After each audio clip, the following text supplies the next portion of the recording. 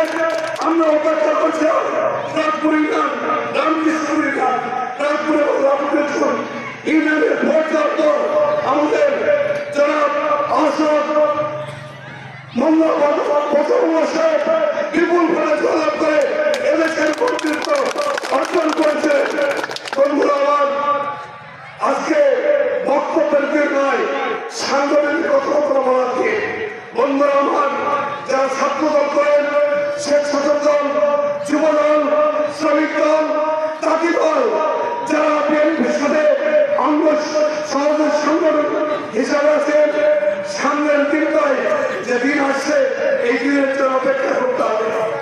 এখন অন্তর্বর্তীকালীন সরকার, বাংলাদেশ জাতীয় দল বিএনপির সরকার আছে, বিজয় আমাদের হয়েছে, বিজয় জনতার হয়েছে, বিজয় ছাত্র জনতার হয়েছে।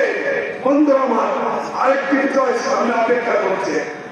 বন্ধুরা আমার, আপনারা জানেন দৌলতপুর বিএনপির সাংগঠনিক সভাপতি, কুষ্টিয়া জেলা বিএনপির সিনিয়র ভাইস প্রেসিডেন্ট, জাতীয় নির্বাহী কমিটির অন্যতম সদস্য, সাবেক সাংসদ, আমার আপনার প্রিয় নেতা, আমার আপনার প্রিয় মানুষ, ইউনিয়নের বংশপালক, জনপ্রতভা কুষ্টিয়া সিংহপুরের যারা বেজামে বাথরুমকে ধানের শীতে বিপদ ভোটে জয়লাভ করে সংসদে ঘুরিয়ে দিয়ে 18 বছরের নির্যাতন, মামলা, হামলা, জুলুম, অভিযোগ সমস্ত বিচার হবে, বাংলার মাটিতে বিচার হবে। আইনকে আমরা শ্রদ্ধা করি, আইন অনুযায়ী বিচার হবে বাংলার মাটিতে। একটি কথা বলে শেষ করো, 50 বছর পর শেখ মুজিবের জন্য বিচার হয় বাংলার মাটিতে। 18 বছর, 17 বছর এই বিচার কেন হবে না? অবশ্যই